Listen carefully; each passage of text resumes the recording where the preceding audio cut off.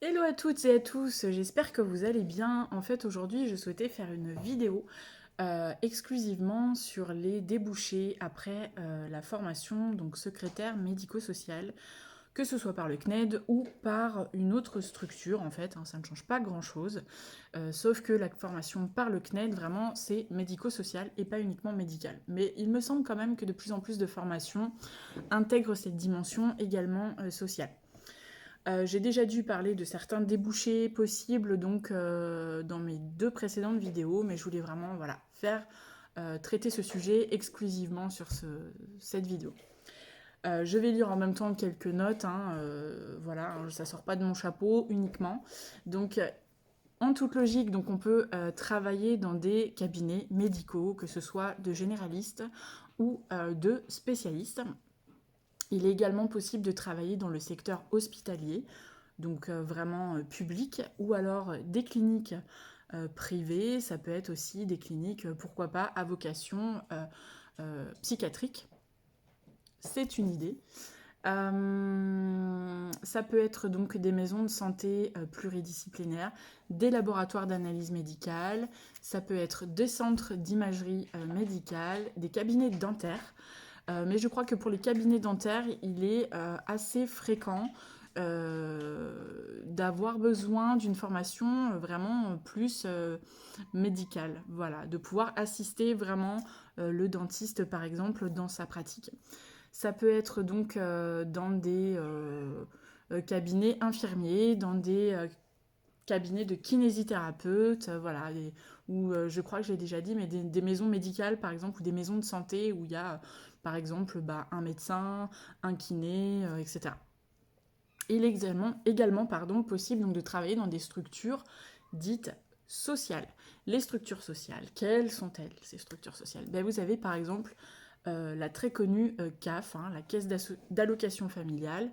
Il peut y avoir les centres d'action sociale dans certaines communes, les MDPH, il peut y avoir la CPAM, très connue également, et ensuite des structures dites médico-sociales, donc un peu à double vocation, les PMI, hein, les services et les centres de protection maternelle et infantile, donc pour les enfants, les centres médicaux psychopédagogiques, CMPP ou CMP.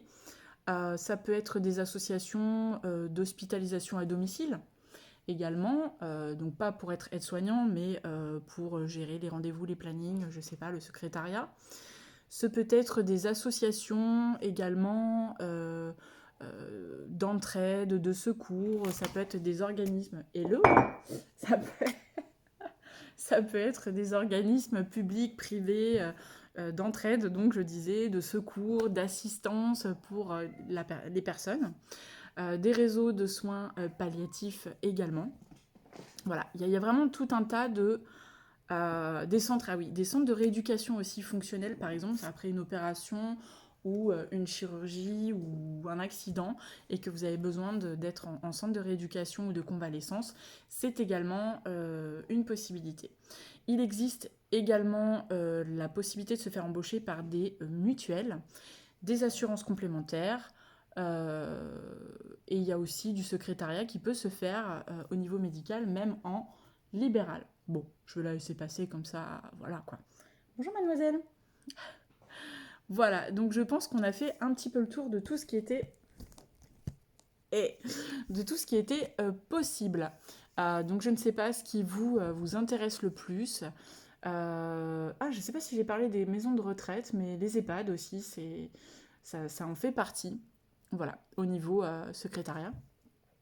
Là, moi personnellement, je vais donc bientôt faire un stage en centre social, centre d'action sociale, hein, CIAS ou CCAS, pour 2 semaines. Le stage va démarrer exactement en même temps que le début de ma formation, mais du coup, je n'ai pas validé ce stage pour cette formation spécifiquement. Malheureusement, il faut quand même que le stage soit validé par une personne du CNED.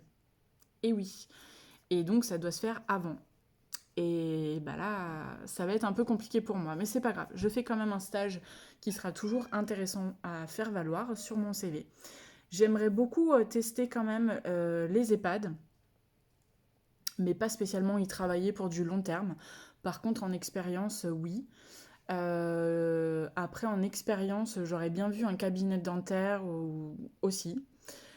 Sinon, vraiment, ce que je préférais, c'est travailler au sein d'un hôpital.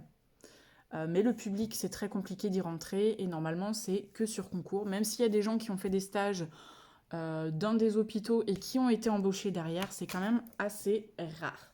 Voilà. Donc, je préférais donc en hôpital, éventuellement en clinique privée ou en service d'addictologie, par exemple. Ça m'intéresse beaucoup. Qu'est-ce qui m'intéresserait également? Peut-être des cabinets médicaux, soit généralistes ou spécialistes. Moi, il faut savoir que j'ai mon chat qui vient de se casser la goule. Il a fait une chute. Ça va, toi? Et je sais pas pourquoi, les chats sont complètement speed au moment où je fais la vidéo. Mais bon, c'est pas grave. Et donc, je disais, cabinet médical spécialisé peut-être dans les maladies du ventre, les maladies digestives ou service hépato. Voilà. Mais c'est incroyable aujourd'hui. Est-ce que c'est mon chat qui manifeste son envie d'avoir de la pâtée? Désolée. Donc voilà, ça laisse pas mal de champs de possibilités. J'ai postulé aujourd'hui pour soit un stage, soit un CDI temps partiel dans un laboratoire d'analyse médicale. Je connais quand même bien ce milieu. J'espère voilà, être prise. Si je suis prise vraiment en CDI, parce que donc c'est possible de remplacer le stage par un CDI au CNED, mais il faut voilà, 6 mois temps plein ou 12 mois en temps partiel. En fait, il faut 910 heures d'emploi, vraiment, pour valider la formation, ou bien un stage temps plein sur 2 mois. Je ne sais plus ce que je disais. Voilà, si jamais je suis prise, moi personnellement, en CDI, temps partiel, j'aimerais avoir le temps juste avant de d'avoir une expérience au sein d'un hôpital, par exemple. Voilà, ça serait vraiment un plus pour moi. Voilà.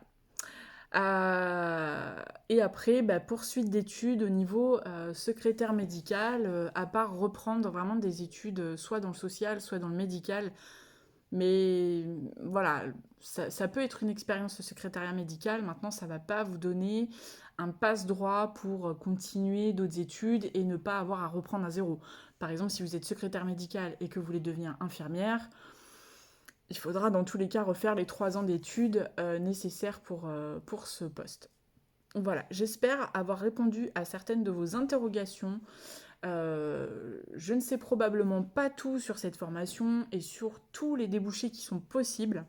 Si vous avez des idées ou des questions, n'hésitez pas à mettre en commentaire. Voilà. Donc j'ai vraiment hâte de recevoir le début de mes cours qui vont coïncider avec le début de mon stage. Donc voilà, j'essaierai de travailler un peu le soir quand même, mais ça va être un petit peu difficile, je pense. Allez, je vous souhaite une bonne continuation et à bientôt!